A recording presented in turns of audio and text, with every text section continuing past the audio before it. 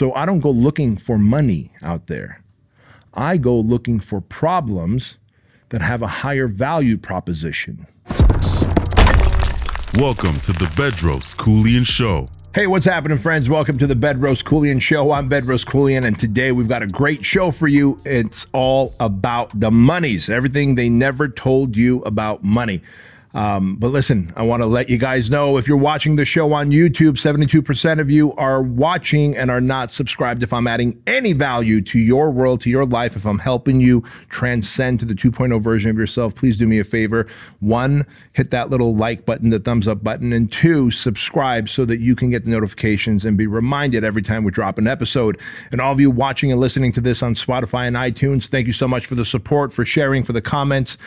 Without you guys, this tribe and this message of self-mastery would not reach the millions that it does. So thank you, thank you, thank you. If you're watching this, and if you've been following me for any given time, then you know recently my mother died. My parents live in Anaheim. I should say now my dad lives in Anaheim.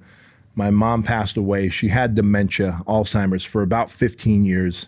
Sorry, not about 15 years, for about 7 years. The story I'm going to tell you that took place, that was about 15 years ago. Having gone to my mom and dad's house, especially as she was dying and, you know, I was by her bedside, I found that on the drive home to Chino Hills, where I live, it's about a 30-minute drive from Anaheim to Chino Hills, that I would go and work out at this gym that I was familiar with. And many, many years ago, I would work out there, so it was kind of nostalgic to me, and it was an opportunity for me to just kind of get all that grief and stress out before heading home, right? And of course, the next day I'd head back to my mom and dad's house and be next to my mom's bed until she ultimately passed a few weeks ago. But that made me think, when many years ago, I used to work out at that gym, there's this dude, we'll just call him Ron, like Ron Swanson, we'll call him Ron. He was a big dude, maybe like 6'3", 6'4", about 300 pounds, and to his credit, he wasn't all muscle. He was definitely fat and muscle, but to his credit, he had lost like 50 pounds already at this point, right? When I met him. Big Ron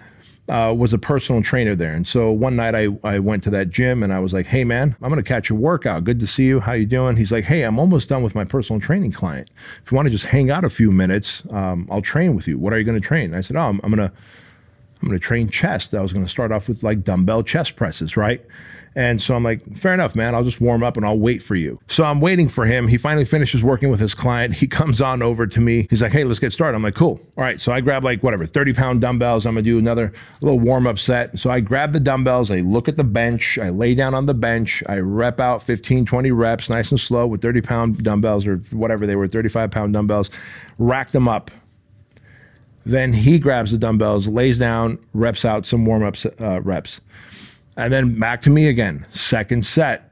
Now we're at 50, 55-pound dumbbells. And then it's back to him on that bench. Now on the third set, which was going to be one of my working sets, a little heavier weight, as I grab the heavier weights and I go to the bench, Ed, I see that there's this like brown, shiny streak on the bench, bro. And I realized in that moment that wasn't there the last 2 sets that I did there. And with the heavy dumbbells, I think they were like 75-pound dumbbells, I'm holding them with, pressing to my thighs. I'm like, hey man, did you just like poop yourself, right? And he goes, no, dude, I didn't. I'm like, no, bro. Well, like, he goes, that was there. It's like a marker. It's like a streak of marker. I'm like, bro, that was not there. At this point, I put down the dumbbells. I'm like, Big Ron, that was not there, bro. Like, something's going on. I would have noticed. And like, that's 3-dimensional. A marker would just be flat. That is 3-dimensional. It's shiny. And to prove to me that that was a stain that was there, he uses his knee. He's wearing like long sweats. He uses his knee to show me that, look, it doesn't wipe off. And guess what happens, Ed? He fucking streaks the whole thing across the bench. I started dry heaving. Bro, I couldn't be there another minute. I was like, bro, you crap yourself. Before I could say another sentence, he hauled ass to the restroom. By that point, I just grabbed my workout bag. That workout was shot, bro. It was done.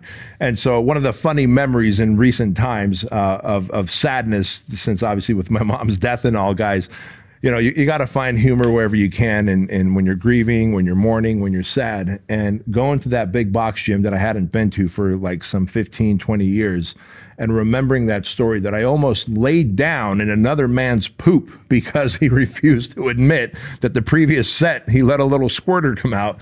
Come on, man, that's uncool. All right, so let's talk about the thing that we're here to talk about, which is money and everything they never told you about money. And I think that society is money ignorant. And when we are money ignorant, we tend to lose money faster than we can gain it. We always find ourselves in debt.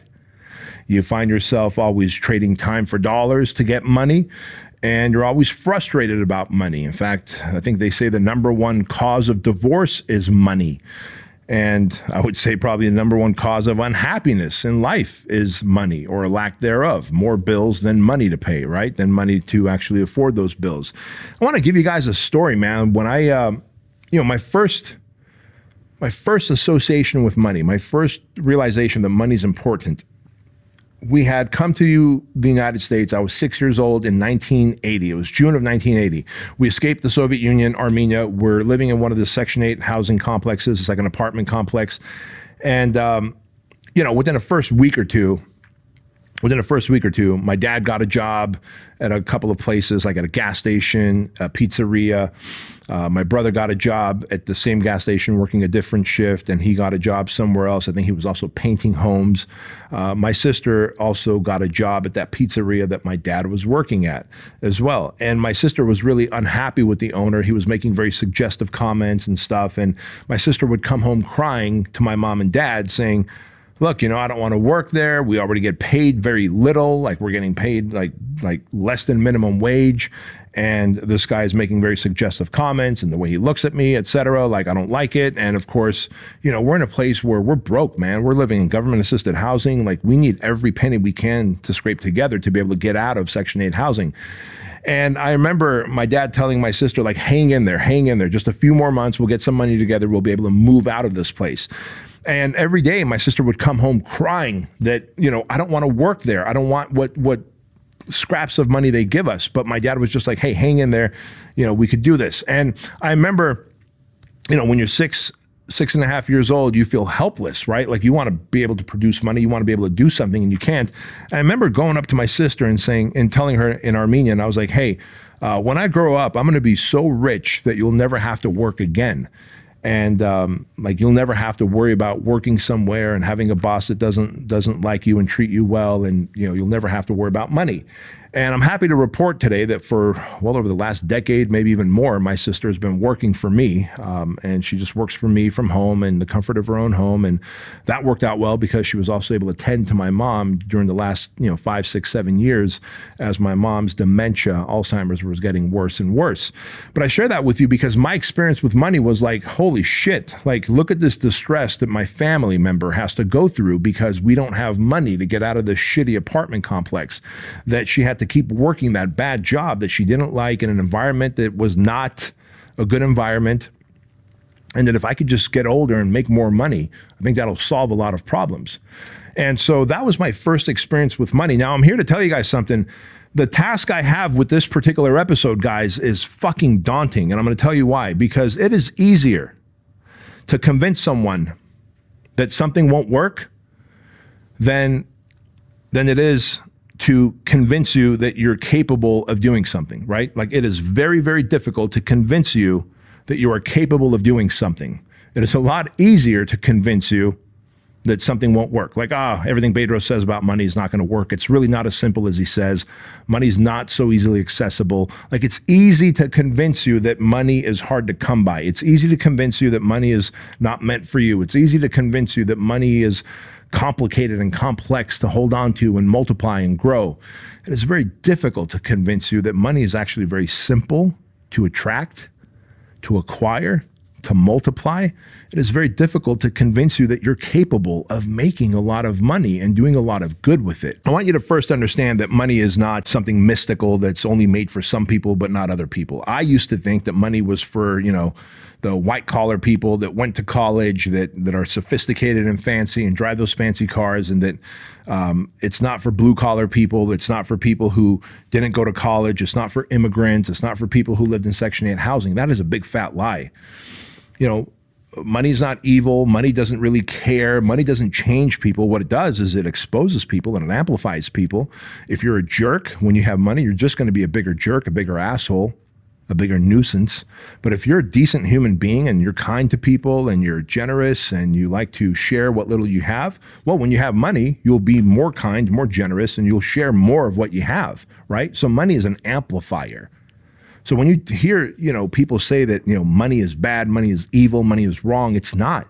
It's not. The people you're hearing that from are the money ignorant people who don't know any better, and therefore they want to vilify money. Because if they vilify money and tell you, we don't talk about money in this household, right? Because if you're a kid, you ask your parents like, hey, mom, dad, how do I make more money? Go to school, get a good job, and you'll make money. Well, okay, go to school, get a good job, trade my time and my life for dollars. Got it. But is there a better way? Is there any way I can make more money than the growth of inflation? Is there any way I can have multiple money streams, income streams? I don't know. We don't talk about money in this family. That's not a thing we talk about. It's not proper to talk about money.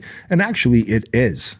It is. And I've had this money conversation with Andrew and Chloe, my kids, ever since they were puppies. And I helped them understand that money's not good or bad. Money exposes who you are, is an amplifier of who you are. If you're a good person, you'll be a better person. If you're an asshole, you'll be a bigger asshole. That's really what money does, number one, right? So understand that. Number two, you have to understand that money is value.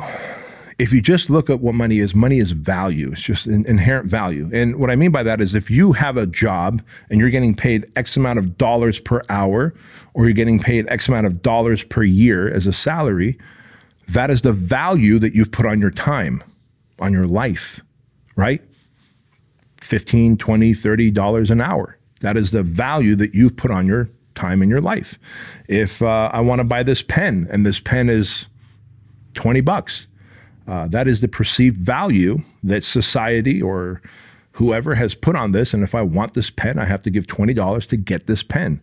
And if enough of us feel that this pen is worth $100, let's say because somebody famous uses it on TV, let's say Donald Trump signs something and with this pen, and all of a sudden this brand of pens jump from $20 to $100, well, what happened? We all agreed that if it's good enough for Trump, it must be a good pen.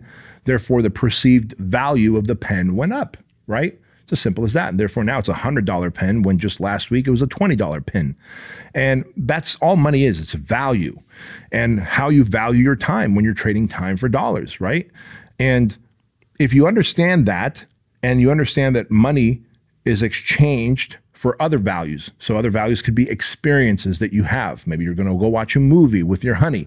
Maybe you're going to go on a vacation with your family. Maybe you want to buy a nice car, right? For possessions or a nice home. Like money is value. If you value a home and you want a home on a big property with no neighbors, that's going to cost you more.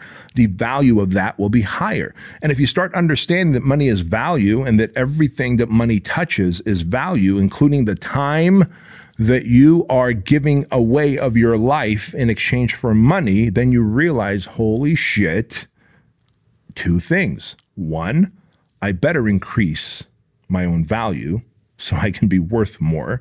Number two, I better be careful what I buy because soon the possessions that I own will ultimately own me. I know plenty of people that make really good money. I'm talking millions of dollars, but they also have obscene spending habits, multiple fancy cars, multiple properties, and by the way, you can have multiple fancy cars, multiple properties, and use them as an asset to create more money by putting them on Turo, renting them out, by having those properties generate income in the form of rent or Airbnb, right?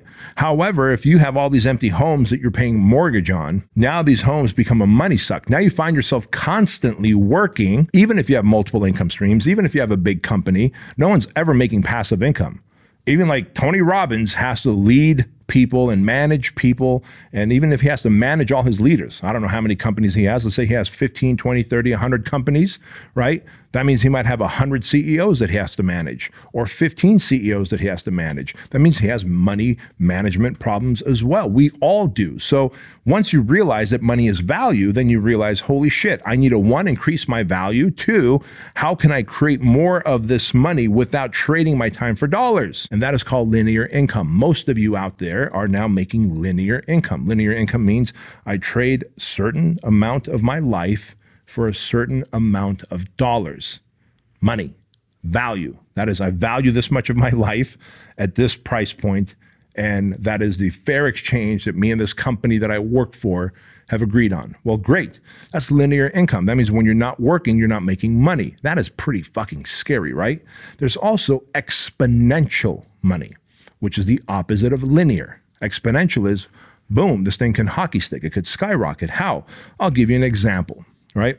The best example I can give you is, let's talk about the guy who works at like a music school, like a School of Rock. There's a School of Rock right here in Chino Hills. For the longest time, we took Andrew and Chloe there to play like guitar and piano and all that stuff. So, these instructors worked for this school and they got paid hourly. So let's say they got paid, I don't know, $20 an hour. But we paid maybe $35, $40 an hour for that guitar lesson. So the business made money and that instructor made money. And if I remember, there was probably maybe 8 or 10 little rooms that were soundproofed. So if they had 8 or 10 instructors teaching different things, drums, piano, guitar lessons, at any given time, they might have 8 or 10 instructors that they're paying $15 or $20 an hour, but the parents are paying for that same hour $35, $40 an hour. Well, now the instructors are making money, the business is making money, right? They're making an additional $10 or $15 an hour times 8 instructors. So then what does that guitar instructor do? They go, hey, why am I working for dollars? Why am I trading my time for dollars? I can go and start my own job. So that guitar lesson guy goes and, puts out a little ad on Craigslist and social media. Hey, I do guitar lessons here in town. And now he's like, I can start charging $35 an hour. I can charge what the music school was charging the parents. Great. He now no longer has a job. Instead, he owns a job because he now works for himself, but he's still trading time for dollars. Is it better? Yeah, it's a little bit better. I mean, you're making more money per hour, right? You also have the best boss ever, which is you. You're your own boss. However, you're still trading time for dollars, and there's only so many kids you can teach in terms of lessons. Now, that is still linear income, isn't it? It's higher income, meaning your value went up, and you have some level of freedom, meaning if you decide to maybe take Thursday mornings off and sleep in, you can. Whereas when you had the job, you couldn't do that, right? But that's how value is created.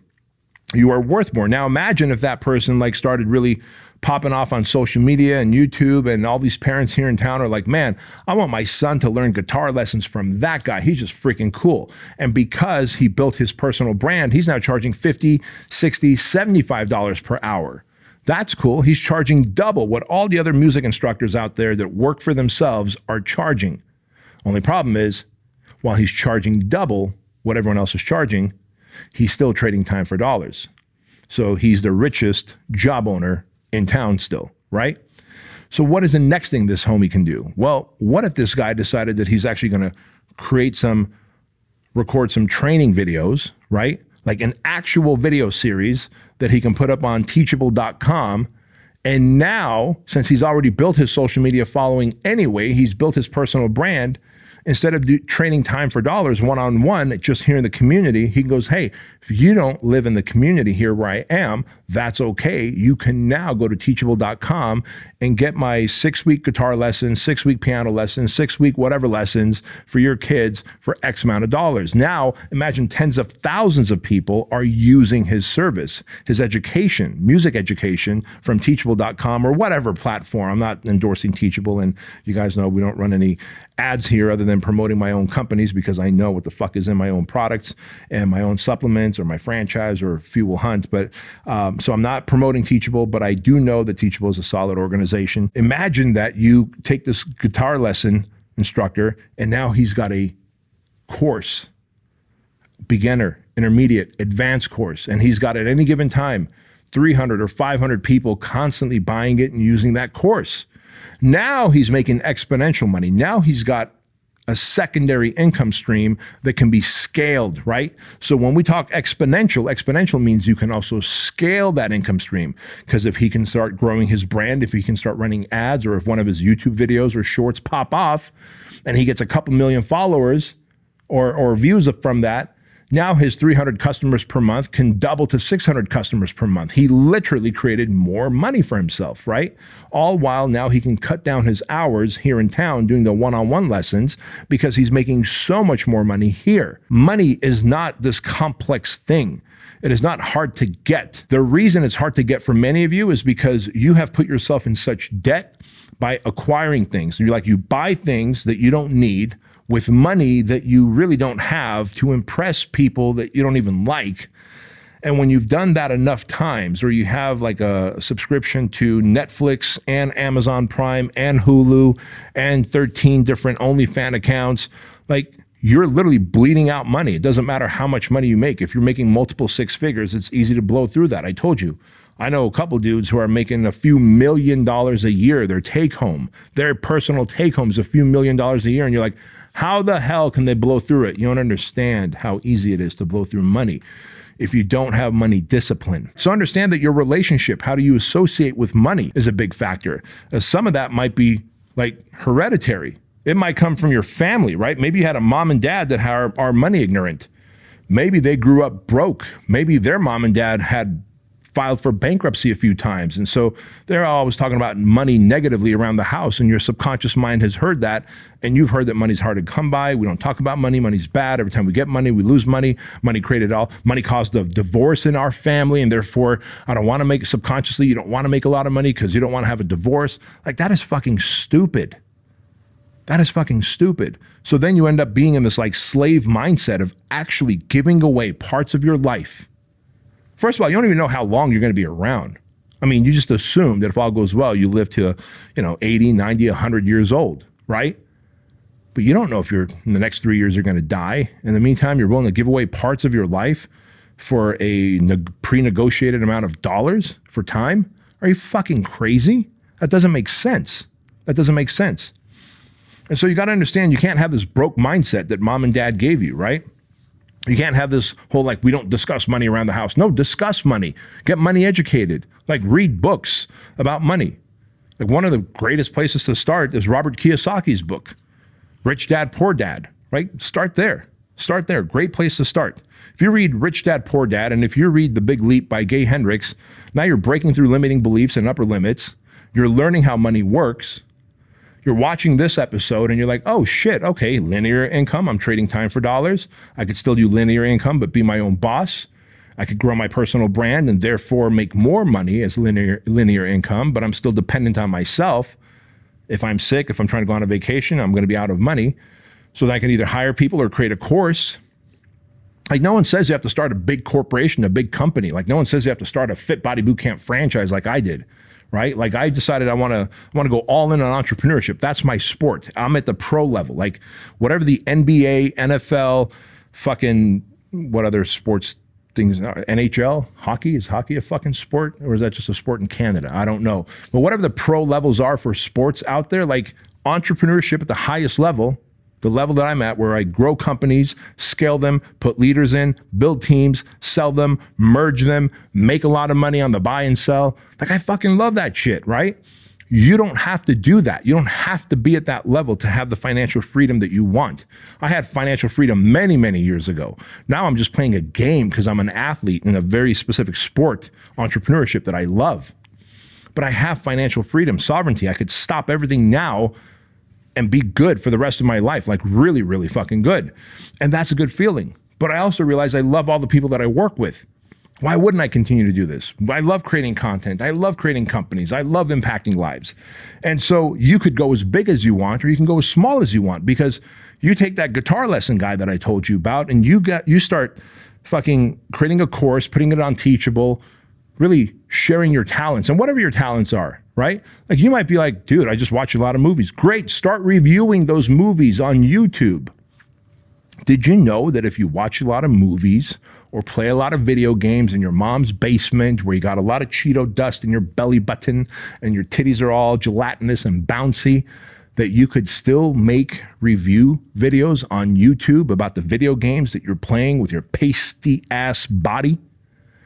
And you could actually start making ad revenue from YouTube if you could articulate some words, string some words together into a coherent sentence where people will watch your YouTube video if you just comb your hair and remove the eye boogers and actually pull your shirt down so your belly button's not seen and actually light the fucking basement up so you don't look like an ogre. You could actually make some money on YouTube reviewing video games or movies or whatever the fuck you're into on your own, making ad revenue. And imagine if you got so interesting that your YouTube channel grew that now other companies come to you and go, hey, in addition to the ad revenue that YouTube is giving you, we would also like to pay you $3,000 a month to promote our supplements, our new fucking, do they have joysticks for video games? I don't know. What the fuck it is that you guys do with video games, like little fucking things. Like you could start promoting those things and get ad revenue that way, sponsorships. Like it's so easy to create other income streams.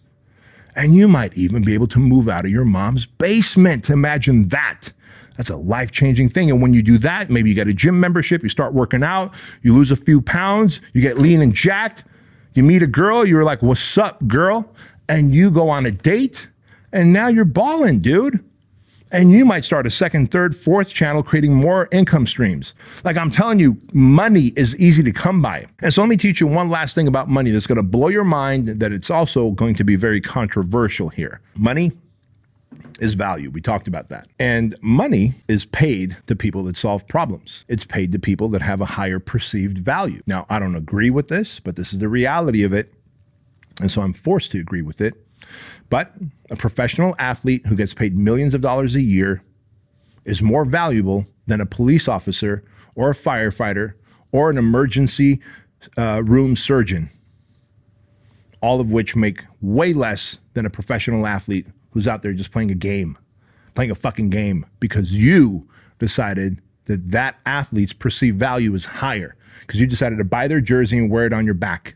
You decided to sit in front of a television, watch that athlete run around with the basketball, swing a fucking stick at a ball, kick a fucking oblong ball into some fucking thing.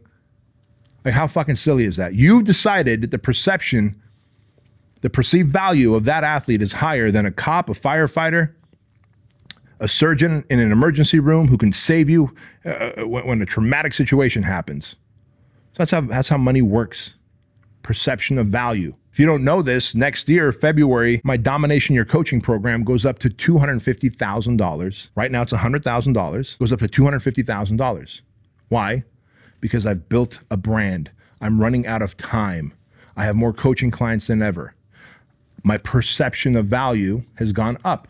I am raising my prices to justify the perception of value. So I'm charging $250,000 for a year of coaching with me. There will be plenty of people that will pay that. You get that, right? And so when you have a perception of value, like, yeah, but cops should be paid more. They stand in danger, and then they go to like shootings, and firefighters run to burning. I get it. I get all that.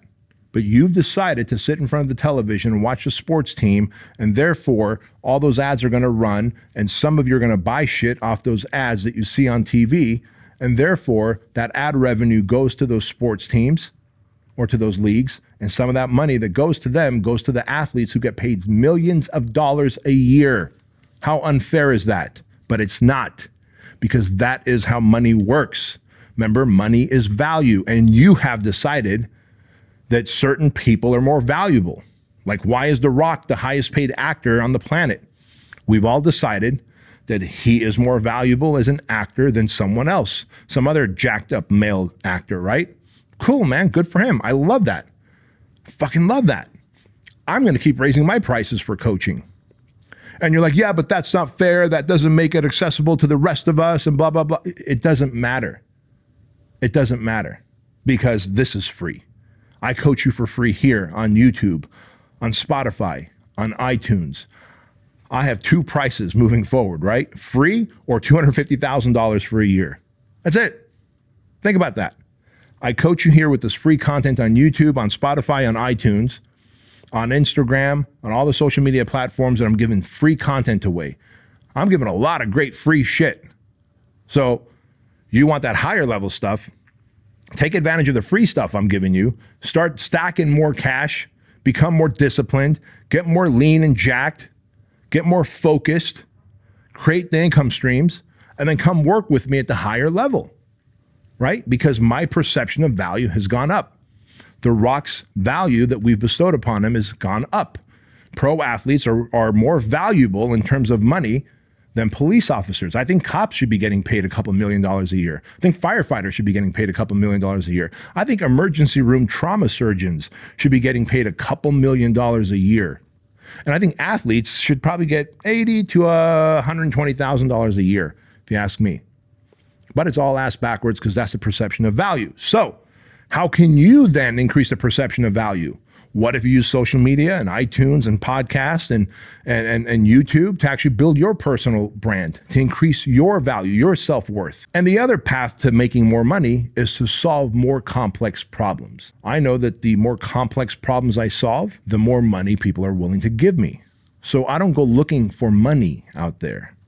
I go looking for problems that have a higher value proposition. Let me say that again as we wrap this show up. I don't go looking for money out there. I never have. I go looking for big problems and complex problems that I can solve that has a higher value proposition, that you're like, man, I would pay someone a lot of dollars if they can help me solve this complex problem I have. And I'm like, hey, does your complex problem have to do with breaking that limiting belief or going from $1 million to $10 million in your business? I solve those problems. I can help you. Give me $250,000. And you're like, fuck. I'll give you $250,000 to take my company from $1 million to $10 million over the next couple of years, right? That's how that works. Value proposition. There's this secret about money that no one is willing to tell you that I just told you right here and now. So what do you have to do? You have to go and apply this and make more money. The answer is not buying crypto or trying to short the stock market or any of those get rich quick schemes that are out there. I just told you the game plan. If you go and complicate it, it's your fault. You're not going to make as much money as you think you can. If you realize it's exactly as simple as I made it, that money is value and money is attracted to big complex problems, the more complex problems you can solve, the more money you make. Bada bing, bada boom, baby girl, you got it. So guys, thank you for watching and listening to this episode of the Bedros Keuilian Show. And please remember this, that average is the enemy, that success is your responsibility, and change can take place in an instant when you decide to flip the switch. I'll see you guys next time.